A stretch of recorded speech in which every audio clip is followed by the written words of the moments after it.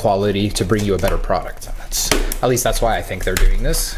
So, popping this in, let's see.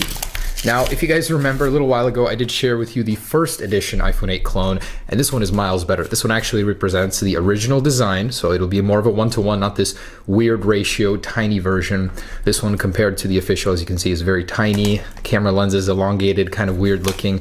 You know, they didn't really know what they were working with first, so the display definitely, oh boy, that is hideous. So let's see how this one did. Hopefully a little bit better. Packaging is different already. Ooh. And here it is. Very nice. So definitely more representative of the final product here. Camera sensors are looking a little funky, both of them the same size. They will not be the same size on the original. One of them is going to be slightly bigger than the other, just a little bit. But here it is. iPhone, pretty okay. Let's see what it says. iPhone 8 Plus. So they didn't get the naming right on this one, but no matter, you know, as long as the actual product inside is correct. So let's go ahead and unbox this guy, iPhone 8 Plus. That will be a real product, but it won't be the one with the vertical cameras. That's going to be the iPhone X model. Okay, and here it is. Oh, definitely a little bit more accurate inside. We've got this, still no Apple stickers. The day a clone comes with Apple stickers is the day I will cry on camera for the first time. And this guy feels solid. It feels very hefty. That's nice. The feeling of premium quality just because it's heavy. We've got our accessories here. Unfortunately, no bundled AirPods this year, but we do have these. I wonder, do these come with a lightning? Oh, they do. So I'm assuming this doesn't have a headphone jack either. All right, so that is the iPhone 8 packaging. Let's check out the actual product. So how do I get this out of here? They actually sealed it in, so I literally have to cut it out of here. Okay. All right, and please be good. Did they really seal it into both of these? Wow, airtight. Okay, ooh, iPhone. And here it is, guys, look at that. They actually put an effort into getting those curved corners up on top, the sensor bar. Unfortunately, I'm seeing a little difference there from the original. There's a chin on the bottom and on the top where the screen doesn't go all the way through. So if I peel off the screen protector, look at that. There actually is a border here. So unfortunately, the display on this one does not go all the way up, but it is an 18:9 display. So that makes it the most sophisticated display on an iPhone clone ever. And on the back, check that out. Very clean. No FCC labels. Looks definitely in tune with more of the original here. So this is an early look, but still pretty dang good for the real deal, or the real clone deal. Camera lens looks definitely better than this one. You know, this design in general, I do like it. I mean, I don't see why people are disliking it. It looks cool, something different. Let's go ahead and power it on. And by the way, this has the longer power button here, and hopefully it's charged up here. On the bottom, we got our lightning port, stereo, well, just speakers for now, and then this one might have a stereo speaker up here, who knows. Tiny status bar cut out there, I mean, the speaker grill. There it is, dang, that's not bad. That gives you a huge user experience, and that's a very sharp display. So you definitely get what you pay for with this. $300 for a clone is no laughing matter. Let's see how the software does though. Does it make up for the price? So build-wise, I definitely say it's definitely the most well-built clone I've felt. Metal border there. This actually might be glass on the back. And not sure how I feel about this. Is it a resistive touchscreen? All right, so press home to open.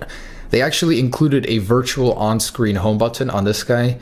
And as we saw in some of the earlier concepts, that is how you're going to operate the home button on this one. On the real one, we're going to see some sort of gestures. And as you can see, double tap there opens up the app switcher. Okay, get started on home. No thanks. So what do I have to click? Double tap to go home every single time? Are you serious? It does not go home from one tap. Interesting. That's kind of annoying. Ooh, there's Control Center. So they did copy the iOS 11 Control Center even. That's funny. Ooh, that works very well, surprisingly. It's a very bright display for a clone. Very good.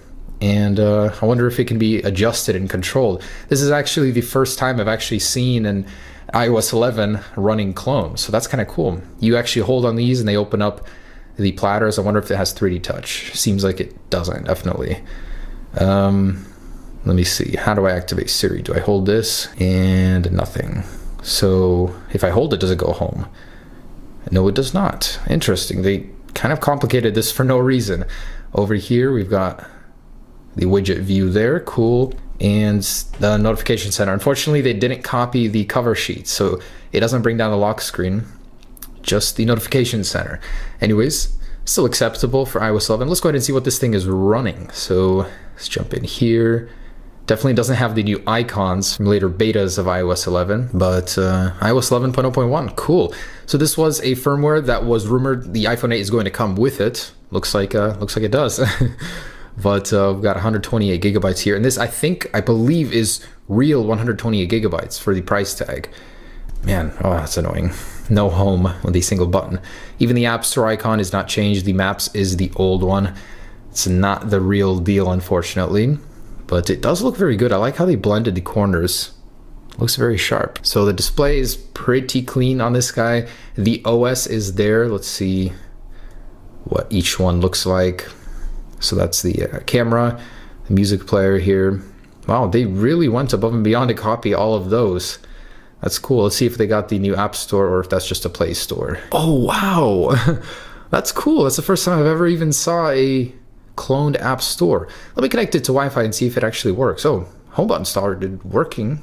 Okay, cool. That is actually amazing. The amount of effort these guys put to trick you into thinking that's a real app store is amazing. So they have some sort of custom app store on here with the very same look, and at least the features works. Categories, yeah, so this thing actually works. You're not gonna find all the apps you want in here, but that is pretty neat. They got the animations even, so the animations very similar to the ones currently in iOS 11. Let's see the lock screen. Press home to open. Oh, whoa, what? So you can actually slide into the camera and it unlocks the device? Oh, no, it doesn't, just a weird glitch. All right, that's kind of interesting. It's just funny for me to go through this and see how they program this thing compared to the real deal. And look, here is the real App Store. So if you want the Play Store, not the BS one over here, you're gonna find that in the extras. So what else? What else could I show you guys? I got Safari, definitely cloned that one. The phone application. Let's see if they got a dark mode in here. Did these guys put a dark mode in before Apple even? Unfortunately, none of that. And automatic backlight setting is still in here. They didn't move it. Let's see what kind of wallpapers they got in here. If they got the same. Yeah, they actually got the same. So none added, none removed either. That's funny, they even copied the iOS 11 calculator look. So that attention to detail certainly is there. Unfortunately, I wasn't able to get Siri working, which I'm sure they don't even have. It'd probably be a Google Now overlay. Let's go ahead and see how fast this thing is and what it's actually running. And they do actually have a fake 3D touch. So you hold and long press on an icon. I'm guessing if you keep pressing it, you can wiggle it. Or no, I guess not. You can't wiggle that one, but you can wiggle others that don't have that menu. And it's pretty responsive. Sorry, I keep getting distracted here, but this is hilarious. They actually want you to believe that Touch ID is working on this virtual home screen button. So it's scanning it, adjusting my grip. And what a dream this would be if this was real, but that'd be so funny. A clone comes to market with an under the screen embedded fingerprint sensor before Apple. And let's go ahead and see if this works. And I tried to see if there was any iris sort of facial unlock system. Unfortunately, there isn't. And did it work? Why are you not scanning my fingerprints? I guess not. It's all a fake. It does not actually let you. And unlike Apple, it lets you take off the fingerprint without putting your passcode in even. All right. Got Android 6.0. Even the Galaxy Note 8 clone I saw a little while ago had something newer. Ooh, 1.3 gigahertz. Hey, at least they're honest. At least they're honest. And 962 megabytes, so 1 gig of RAM. Let's run that benchmark. Don't have high hopes for this one though. And I'm sorry guys, I tried twice. Halfway through the benchmark being completed, it just crashes and I have to restart and nothing happens. That should tell you enough you need to know about the performance of this guy. If you're buying it, definitely don't do it for the performance aspect. So let's go ahead and take a look at that camera. I'm hoping that this will be a next generation experience with a vertical camera. All right, just kidding guys. On the real one, yes, this one, I bet this one is a fake on the bottom. It looks like a dud.